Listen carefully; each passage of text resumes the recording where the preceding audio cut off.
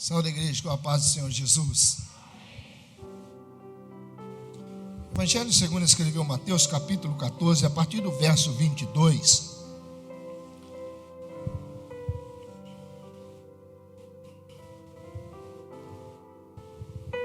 Vai dizer assim: logo em seguida ele obrigou os seus discípulos a entrar no barco e ir na frente dele para o outro lado, enquanto ele mandava multidões para casa. Tendo-as mandado para casa, subiu ao monte para orar em particular. Ao anoitecer, ele estava ali sozinho. Enquanto isso, o barco já estava bem longe da terra e era sacudido pelas ondas, pois o vento era contrário. Já alta madrugada, Jesus foi até eles andando sobre o mar. Mas ao vê-lo andando sobre o mar, os discípulos assustaram-se e disseram: é um fantasma, e gritaram de medo. Jesus, porém, falou-lhes imediatamente: tende coragem, sou eu, não temas. Pedro lhe respondeu: Senhor, se és tu, manda-me ir sobre as águas até onde estás. Ele lhe disse: vem. Descendo do barco e andando sobre as águas, Pedro foi ao encontro de Jesus. Mas ao perceber o vento, teve medo e começou a afundar. Gritou: Senhor, salva-me! Imediatamente Jesus estendeu a mão, segurou-o e disse-lhe: homem de pequena fé, por que duvidastes? E logo que subiram para o barco, o vento cessou. Então os que estavam no barco o adoraram, dizendo: verdadeiramente és o Filho de Deus. Amém, queridos? Eu quero compartilhar esse texto com os irmãos. Um texto que eu tenho plena certeza que é muito conhecido dos leitores da palavra do Senhor. Mas é um texto que me chamou a atenção desde o dia em que nós agendamos essa viagem. Desde o dia que eu fiquei sabendo que se eu estivesse aqui, eu estaria ministrando na quarta do impossível, amém? E Deus falou fortemente ao meu coração concernente a esse texto. E quando eu olho para a palavra do Senhor e começo a analisar esse texto, eu vejo que antes deles subirem no barco, eles vivem uma multiplicação de pães, eles vivem milagres. Mas o Senhor agora, nessa tradução da Bíblia feita por Luiz Saião, ele diz que o Senhor obrigou os seus discípulos a subirem no barco. E eles subiram no barco e o Senhor direcionou: vai nesta direção. Porém o Senhor fica em terra despedindo a grande multidão que estava ali. Depois dele despedir a grande multidão, ele sobe em particular a um monte para orar. E a Bíblia nos mostra que ele estava orando e os seus discípulos estavam indo na direção que ele direcionou. E no meio dessa trajetória, os irmãos bem conhecem, o vento começa a soprar contrário. No Evangelho segundo escreveu Marcos, vai dizer que os discípulos já estavam cansados de tanto remar. E aí às vezes eu paro e me pergunto, e quero que você também se pergunte: quem é que deu a direção? Quem é que ordenou subir no barco? Quem ordenou ir do outro lado? Foi o próprio Senhor Jesus. E levantou-se o vento contrário. Mas por que se levanta vento contrário? Como se levantou na vida dos discípulos, por que se levanta em nossas vidas? E às vezes eu paro e analiso e vejo que os ventos contrários é para revelar quem realmente nós somos.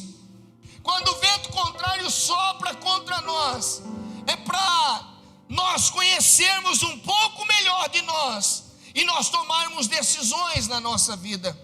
Porque a nossa vida ela é cheia de decisões, irmãos. A nossa vida ela é em todos os sentidos decidir. Porque se você decide acreditar em Deus, Ele existe. Mas se você decide não acreditar, Ele continua existindo. Mas porém você decidiu não acreditar. Se você decide colocar a sua vida na mão do Senhor, Ele cuida de você. Agora, se você decide tomar conta da sua própria vida, o Senhor deixa você tomar conta da sua própria vida. Eu vejo que quando o vento contrário bate, nós começamos a nos conhecer melhor e começamos a tomar decisões na nossa vida. E o texto vai mostrar que enquanto os seus discípulos estavam ali com o barco sacudindo para lá e para cá pelas ondas que estava ali, pelo vento ao contrário, já era alta madrugada e Jesus se encontrava ainda ali naquele monte orando. Mas de repente o Senhor decide ir ao encontro dos seus discípulos que estavam ali já cansados de tanto remar. E nessa trajetória o Senhor vem em direção aos discípulos. E sabe que eu entendo que nós devemos tomar decisões, e a nossa decisão aqui, nessa noite, é de acreditar que o nosso Deus ainda continua sendo Deus do impossível, aleluia. E eu te pergunto, qual é o impossível na sua vida? Porque eu sei quais são na minha vida. O que nós traçamos como impossível acontecer, para nós, eu quero te dizer com toda certeza, para Deus não é impossível. Talvez os discípulos estavam ali dizendo: é impossível nós vencermos esse vento contrário. Talvez o impossível na vida dos discípulos era o vento contrário. Talvez o impossível ali na vida dos discípulos era sair daquela situação. Talvez você se encontre em uma situação e você diz: isso é impossível acontecer. Mas eu louvo a Deus, porque o nosso Deus é especialista em realizar impossível. Às vezes, irmãos, ou melhor dizendo, todas as vezes, não é como nós queremos. Amém? Como diz meu pastor, amém ou não amém? Ou como diz o seu pastor, olhe para cá, tá? A maioria das vezes, irmãos, que eu vivi impossível como eu vivo hoje, às vezes eu começo a analisar e falo assim: Deus vai fazer desse jeito, agora vai acontecer. E aí ele olha e fala assim: não é do teu jeito, aleluia, não é o momento de acontecer. E nós precisamos entender isso.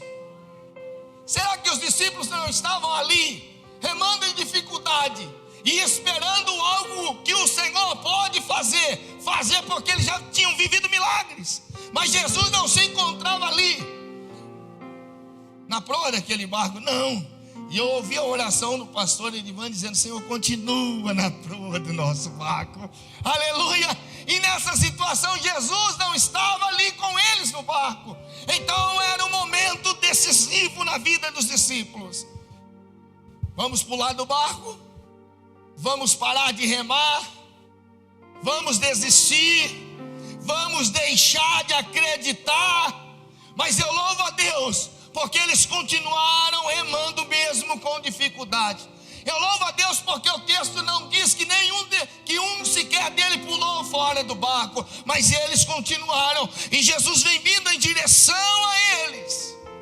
E quando Jesus chega, eles com medo, porque a Bíblia diz que eles gritaram de medo. Eu quero te perguntar: você tem medo de alguma coisa? Tem? Quantos aqui tem medo de alguma coisa? Tem medo? É? Tem uma amiga nossa que ela não pode ver uma lagartixa. Se ela vê uma lagartixa, Jesus amado. É lagartixa que vocês falam aqui, ou biba? É lagartixa? Ah, porque eu morei no norte de Minas, lá fala biba, se eu não me engano, né, Matheus? Biba. Ela não pode ver, se ela vê, ela entra em desespero. Em desespero. Tem uma outra amiga que não pode ver sapo. Se vê sapo, ela trava. Trava mesmo, irmão. Você tem que dar um jeito de pegar ela e tirar ela do lugar, tá? Então todos nós temos isso. Alguma coisa nos causa medo. Uns têm medo de altura. Quando você vai ler sobre coragem, você vai ver no nosso dicionário que a coragem é a ausência de medo. Mas eu costumo dizer que a coragem na vida do cristão não é ausência de medo, é controle sobre o medo. Isso não quer dizer que nós vamos deixar, se você é um camarada aqui no Nordeste fala cabra macho, que não tem medo de nada, tá? Ou corajoso, não é assim aqui? Um camarada, um cabra macho corajoso, com certeza ele vai ter alguma coisa que lhe traz medo, porque o medo é um sentimento que nós temos. O que nós não podemos deixar é que esse medo se torne uma crise de ansiedade, porque aí os malefícios são maiores. Mas todos nós temos medo de alguma coisa.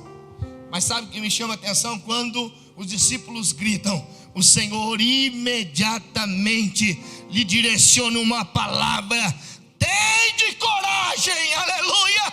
Imediatamente, o Senhor não deixou para depois. O Senhor agora olha para eles e diz: tendes coragem. Controle esse medo. Não deixe o medo te controlar. É você, é eu que temos que tomar o controle do medo que nos sobrevém. Aleluia. Querido, eu confesso para vocês que muitas vezes na minha vida eu senti medo, principalmente na minha vida do pastoreio. Quantas vezes eu senti medo? Quantas vezes? Esse medo veio querer tentar fazer nós desistirmos. Quantas vezes esse medo me tirou o sono? Quantas vezes esse medo provocou algumas ansiedades na minha vida? Mas eu olho sempre para essa passagem. Quando o medo bateu no coração dos discípulos, o Senhor imediatamente não deixou o medo criar forças, e Ele diz: não tenhas medo, tenha coragem. Aleluia. Qual é o impossível para você nesta noite? Eu tenho uma palavra de Deus para você. Não tenha medo, tenha coragem.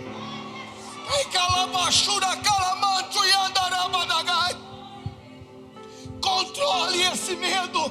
Pastor, eu tenho medo de errar, eu tenho medo disso, eu tenho medo daquilo. Ei, ainda que o vento esteja contrário, o Senhor ainda está indo em sua direção.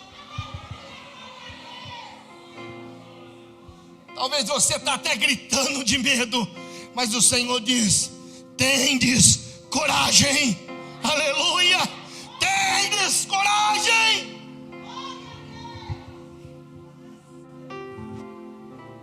Querido, quando eu recebi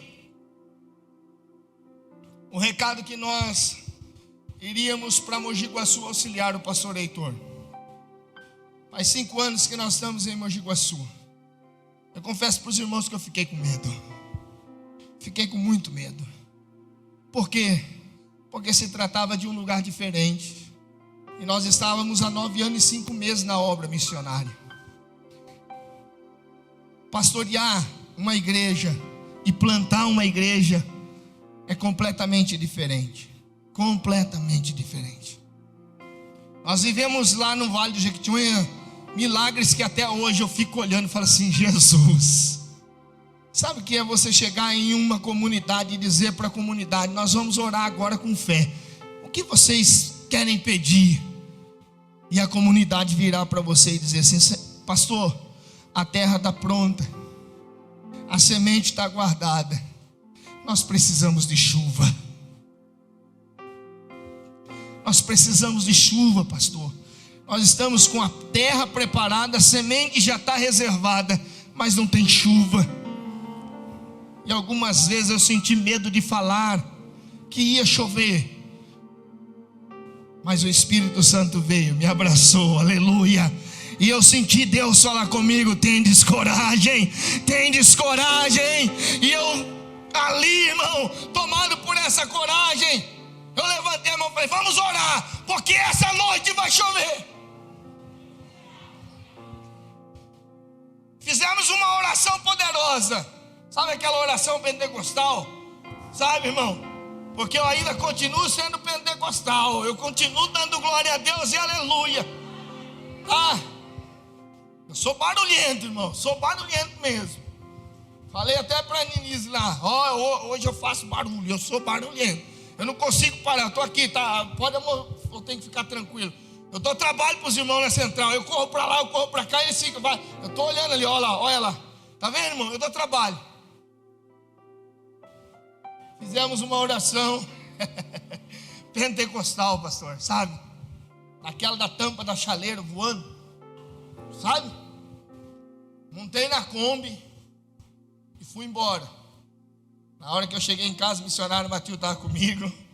Na hora que eu cheguei em casa, eu cocei a cabeça e falei assim para ela: que loucura, né? Você viu o que eu fiz? Aí ela falou assim: foi Deus que mandou. Eu falei: foi. Fica tranquilo. E nessa comunidade nós íamos de 15 em 15 dias. Irmãos, pense nos 15 dias que não chegava. E eu orando, falei: agora é boca no pó, joelho na terra, tá? Jejum, oração, Senhor. E vamos nós, chegou o grande dia, vamos nós. Coração, sabe, porque os irmãos lá era assim. Culto na roça, não sei se vocês já participaram. Você está pregando, os irmãos pregam junto. Já aconteceu isso, pastor? Porque Deus vai fazer mesmo, pastor, porque fez isso, fez aquilo. E não sei. É desse jeito lá. Eu falei: se eu chegar lá e a chuva não caiu, Jesus. Chegamos lá, preguei, ninguém falou nada. Ninguém falou nada, pastor. O culto aconteceu, preguei. Falei: olha, ninguém falou nada. No final, antes da bênção apostólica, aí o irmão Eli: pastor, posso falar uma coisa? Ali o coração gelou. Falei: o que ele vai falar? O senhor lembra 15 dias atrás? Eu lembro, irmão. Então, pastor, sabe por que eu estava agoniado? Porque na cidade, pastor, não caiu uma gota de água, não caiu um pingo de chuva. E nós estávamos 18 quilômetros dessa comunidade. Sabe, pastor? Sei. Então, o senhor foi embora, não foi? Era umas 10 e pouco, era. Então, quando foi meia-noite, pastor, caiu a primeira gota de água e choveu a noite toda. Aleluia! Queridos, nós precisamos nos desafiar. Nós precisamos ouvir a voz do Senhor dizendo: tenha coragem. Não é fantasma, não. Sou eu. Aleluia. Decida ter coragem. Acredite. Continue acreditando. O verso 28 vai dizer que Pedro: Senhor, é o Senhor mesmo? É, sou eu. Permita que eu vá. Permita que eu vá até o Senhor. E sabe o que eu aprendo? Quando nós decidimos acreditar, nós também precisamos decidir dar passos de fé. Nós precisamos decidir em direção, andar em direção com fé. E Pedro, ele faz isso: Senhor, permita que eu vá. Eu quero ir. Qual era o impossível na vida de Pedro? Andar sobre as águas, irmão. Alguém já andou aqui sobre as águas? Já? Eu nunca andei, até já tentei, mas foi frustrante, porque não dei nenhum passo e logo afundei. Mas o Senhor agora, olhando para Pedro, porque ele foi ousado, ele decidiu dar um passo de fé, tá? Martin Luther King vai dizer que não é necessário ver a escada, é preciso dar o primeiro passo com fé. Não é necessário você ver a escada, mas é necessário você subir o primeiro degrau. É necessário você subir no primeiro degrau. Por quê? Porque por fé nós acreditamos que a escada já está pronta. Amém? Porque às vezes, irmãos, nós queremos ver para crer, mas o evangelho não é assim. É crer para ver. Não é o inverso. Nós cremos e começamos a ver o agir de Deus. Senhor, eu quero ir. Eu quero ir, quero dar um passo de fé. Permita, Senhor, que eu vá ao encontro. Segunda decisão que nós precisamos da nossa vida, sabe qual é? Aceitar o convite de Jesus. Porque Jesus está nos chamando para viver milagres, irmão. Você crê nessa forma?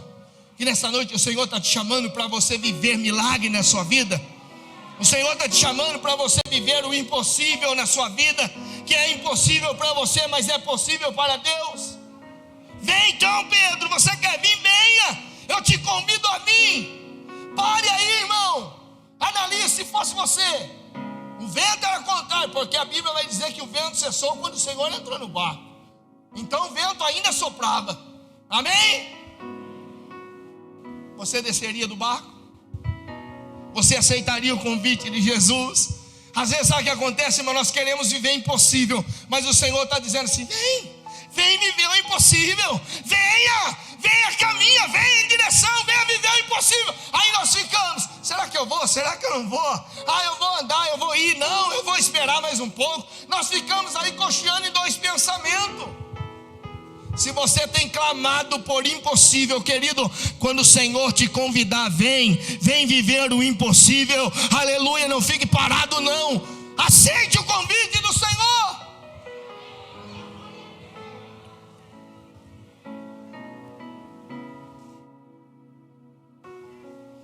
Aceite o convite dele. Esta noite eu quero te convidar a decidir acreditar no convite de Deus para a sua vida. Eu quero te convidar a decidir acreditar que Ele está falando: está impossível, mas eu posso resolver. Vem aqui para perto de mim, chega mais perto. Senhor, eu já tentei de tudo, glória a Deus. Sabe por quê? Porque eu vejo os discípulos tentando de tudo, remando. A sua parte você tem feito, mas agora é hora de você aceitar o convite de Deus e viver a parte de Deus para a sua vida. Você não deixou de clamar, você não deixou de buscar. Às vezes nos bate até o desânimo. Eu costumo dizer que nós podemos até ter dúvida, o que nós não podemos é ser incrédulo, tá? Por quê? Porque quando você tem dúvida, eu tenho certeza que Deus responde às suas perguntas. Eu tenho certeza que quando você tem algumas dúvidas, o Senhor vem e sana essas dúvidas, porque o nosso Deus é Deus de resposta. Aleluia. Vem, Pedro, pode vir. E Pedro toma a decisão da vida dele. O que? De aceitar o convite do Senhor. E eu quero que você nesta noite tome essa segunda decisão, em acreditar no convite do Senhor e aceitar. Terceira verdade que o texto nos prova: o que? E nós também precisamos tomar a decisão de acreditar. Por quê? Porque às vezes, irmãos, nós estamos em um lugar confortável. Amém? Amém, irmãos? Talvez você não está vivendo um vento contrário. Está tudo confortável, está tranquilo. O lugar de conforto para os discípulos era o quê? O barco. Era ficar no barco, não era se desafiar em andar sobre as águas. Tanto é que foi só Pedro que andou. E nós precisamos decidir acreditar que o nosso conforto, muitas vezes, não é o lugar, ou melhor dizendo, não é o estado do milagre. E nós precisamos nos desafiar a sair desse conforto. Nós precisamos nos desafiar em viver o sobrenatural de Deus. Amém? Por que o vento bate ao contrário? Porque muitas vezes nós estamos muito confortáveis, muito tranquilo. Aí o Senhor fala assim: bate vento, e o vento bate. E aí nós precisamos entender que isso é um sinal de Deus para nós sairmos do conforto. Se desafie nesta noite, se desafie em acreditar que Deus está te chamando para sair do conforto, para você se desafiar e dizer: não, eu vou sair desse estado, porque tem algo maior para acontecer na minha vida. Eu preciso sair do barco agora, porque quem está me convidando a sair é o Senhor no céu e na terra. Aleluia. Não é qualquer um, é o Senhor. Vem, Pedro, agora sai do seu conforto. A Bíblia vai dizer no verso 29: então Pedro desceu do barco e caminhou sobre as águas em direção a Jesus. Pedro desce do barco e ele começa a caminhar em direção ao Senhor Jesus. Decisão de dar passo de fé, decisão de aceitar o convite do Senhor, decisão de sair do conforto, da área de conforto, e passar a andar sobre o mar, ainda que o vento está soprando. Observe bem, o vento não cessou, o vento ainda estava soprando, e Pedro começa em direção. E isso acontece na minha vida e na sua vida. Nós decidimos viver o impossível, nós decidimos viver o milagre, mas de repente, nessa trajetória, o vento bate. Já sentiu aquele ventinho gelado na espinha? Quando ele bate assim? Já sentiu? Qual é a sensação quando bate? Parece que você dá até uma desequilibrada, não é assim? Não é, pastor? Parece que dá até uma desequilibrada. Eu acredito que foi desse jeito com Pedro, pastor.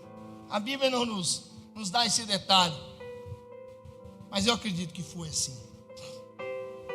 Estabilizou Pedro. Pedro voltou a sentir o quê? Medo. Pedro, a Bíblia vai dizer que ele observa o vento e ele teve medo. Lembra que eu falei que o medo ele não vai ser aniquilado, ele vai voltar, ele volta, mas nós precisamos ter coragem. E qual é a coragem? É de ter a condição de controlar esse medo que ele volta. Isso prova que Pedro sente de novo, porque o vento bate e ele observa o vento. Agora, quando eu e você estivermos nessa situação, o que nós devemos fazer, pastor? Nós precisamos eliminar da nossa vida toda a distração. Nós precisamos eliminar a distração que tira-nos o foco. Pedro observa o vento e deixa de olhar para Jesus. Pedro sente o vento e sente medo e deixa de prosseguir para o alvo. Ele perde o foco. E quem está necessitado de algo impossível pode até perder o foco. O que nós não podemos é perder a direção. Amém, amados? Sabe por quê? Porque eu vejo Pedro aqui perdendo o foco, mas a direção não. Por quê? Em qual sentido? Porque quando ele começa a afundar, quem é que está na frente dele? Quem é que está próximo dele? E ele diz: Senhor, socorre-me. Aleluia. Ele diz: Senhor, socorre-me. Senhor, salva-me.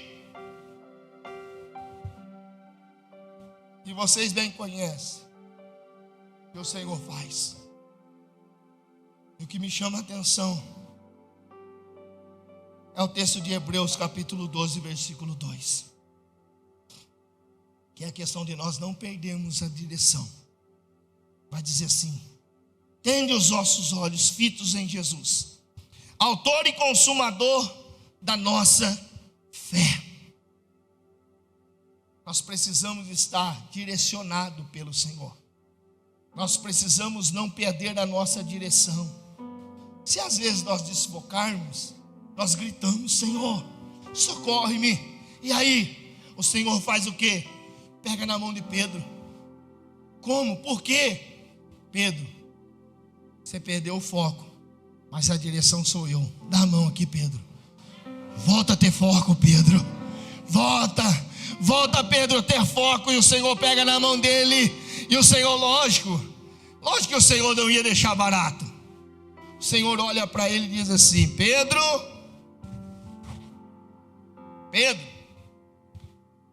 homens de pouca fé, por que você está com pouca fé? Por que você está duvidando? E eu aprendo aqui uma quinta lição sobre decidir acreditar que o nosso Deus é o Deus do impossível. E qual é?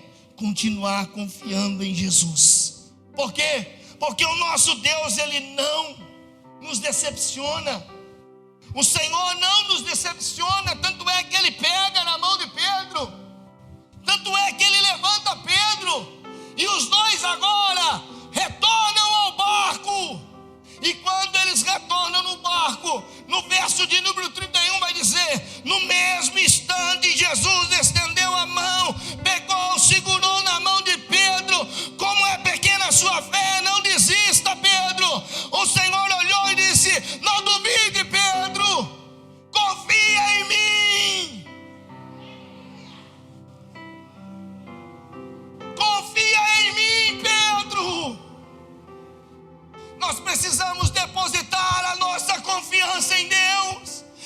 precisamos acreditar que o Senhor Jesus não nos decepciona.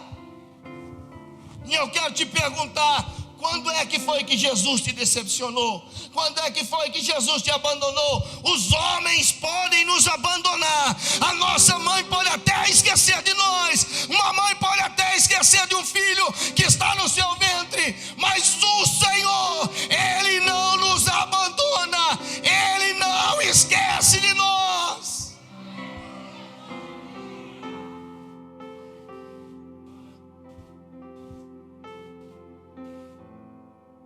Queridos, eu já estou encerrando. Quero lhe contar um testemunho. Minha vida é uma vida de testemunho. Vivemos um impossível ali no Vale do Jequitinhonha com a nossa filha Thaís. A nossa segunda filha, Thaís Gabriela, 20 anos, casada. Nosso primeiro filho é o Thomas, de 22 anos, casado também. Tá? Pastor, o senhor tem quantos anos? Sou novo ainda, irmão. Sou novo, tá? Sexta-feira agora eu faço 42 anos, tá bom? E se você quiser mandar o presente, pode falar com a Eliane, que chega até mim. Estou hospedado na casa de Denise, amém? É assim, tá bom? Sexta-feira é o primeiro aniversário meu que eu passo longe dos meus filhos, tá? É o primeiro aniversário, quase que eu passei longe da minha amada, mas o Senhor falou: não, vai passar junto. Aí a gente veio para cá e estamos juntos aí. Estamos juntos. A minha filha Thaís, quando a minha esposa descobriu a gravidez dela, e com 3 meses de grávida, nós não sabíamos ainda o sexo da criança, e nós estávamos na liderança da Jovep ali em Itapira, e nós estávamos em uma noite festiva. E um jovem de 16 anos estava pregando a palavra. E nós fomos para uma casa onde os jovens, ali o jovem estava hospedado, e a gente foi encomendar uma pizza. E continuamos ali louvando, adorando, e o fogo pegou de novo, e o negócio desceu, aconteceu. O entregador da pizza já fazia meia hora que estava chamando no portão e ninguém atendia ele. Resumindo, Deus toma a boca desse jovem de 16 anos e diz para nós: essa menina que está no teu ventre sou eu, Deus, que tem um ministério de adoração na vida dela. Depois de 2 meses nós fizemos o ultrassom, estava lá a Thaís. A Thaís estava lá, com 2 anos para 3 anos, ela já cantava na igreja, ministrava. E nós estávamos no Vale do Jequitinhonha. E no fundo de casa tinha uma varanda, e eu comprei uma rede, coloquei essa rede, e ela com o Marcos estavam brincando. Estou falando aqui sobre confiar no Senhor, amém? Amém, queridos? Confiar, porque o Senhor não nos decepciona. E ela estava lá balançando, quando de repente o Marcos chega gritando: pai, Thaís caiu da rede. E eu corri, pastor Edivan. E quando eu cheguei no fundo de casa, ele falou: ela bateu a cabeça aqui, tinha um degrau, e ela tinha batido a nuca, bem no degrau da escada. E eu peguei a minha filha nos braços, com as pontas do dedo roxa, com o lábio roxo, com o olho virado para cima, sem respirar. E eu entrei para dentro de casa em desespero, coloquei ela em cima da cama. Minha esposa se travou já no meio do caminho, sentou na sala, começou a chorar, e eu comecei a orar a Deus, pedindo: Senhor, tem misericórdia, Senhor, eu acredito, Senhor, no milagre, Senhor, devolve a minha filha. E ela não dava sinal de vida, não respirava, e cada vez ficando mais roxa, e cada vez ali os sinais vitais dela nada, e eu sacudia. A minha filha começou a ficar gelada, e eu em desespero, meu coração quase saindo pela boca, eu orando. Irmão, foi uma hora nesse desespero, 1 hora de grande tensão. O que você pensar, eu orei. Eu já não sabia nem como mais clamar, não sabia nem o que falar. E eu falei: Senhor, se o Senhor for devolver a minha filha, devolve agora. Se não, pode levar, Senhor, mas conforta o meu coração. E ela, nesse momento, ela abriu os olhos, pastor. Ela abriu os olhos nesse momento. E eu falava: Thaís, fala com o pai. E ela não conseguia falar comigo. Eu colocava ela de pé na cama e ela caía novamente. E eu falava: Thaís, o que você está sentindo? E ela: nada. E eu fiz mais uma oração: Senhor, se o Senhor está me devolvendo a minha filha, eu quero que o Senhor complete a obra e devolva ela no seu perfeito estado. Senhor, se for para ela ficar dessa forma, pode levar, Senhor. E a Thaís falou: pai, eu não estou sentindo as minhas pernas. E eu comecei a orar de novo, a ponto de eu conversando com ela, e de repente ela falou: pai, estou começando a sentir os pés. E assim foi os pés, os braços, as mãos, e ali foi acontecendo, e eu clamando. Foram 1h30, já tinha passado 1h30, só eu no quarto, porque a minha esposa estava em estado de choque ali na sala, e os meus filhos também.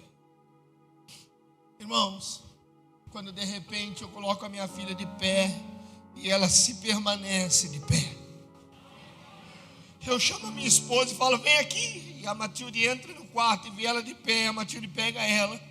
E aí, devido a esse momento de tanta tensão, eu comecei a fazer vômito de tanto nervosismo. E hoje, quando eu olho para Thaís com 20 anos, ministrando a palavra de Deus, ministrando louvores, e olhando para esse texto hoje aqui, numa decisão de acreditar no impossível. Meu impossível era minha filha voltar, mas o Senhor agiu e ela voltou, e hoje ela é uma bênção. Todas as vezes que eu olho, aleluia, sabe o que eu faço? Eu falo assim: vale a pena confiar, irmão. Vale a pena nós confiarmos nesse Deus, porque Ele não nos decepciona. Ele não nos decepciona. Aleluia. Quando nós pensamos que nada vai acontecer, Ele entra na contramão do nada e faz existir tudo. Quando nós estamos perdendo a nossa força, Ele vem e nos levanta. Aleluia.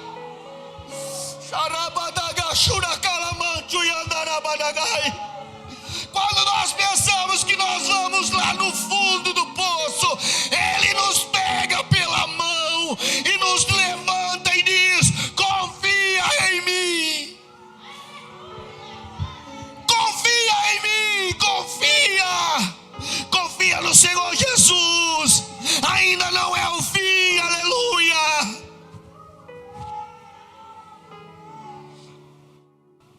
Confia, ainda não é o fim, aleluia. O Senhor Jesus entra no barco, e aqui eu quero encerrar dizendo para você e para mim: acredite, os fortes ventos passarão. Acredite, os fortes ventos passarão. Quando eu e você olharmos para os ventos fortes da nossa vida, eles podem nos distrair, amém?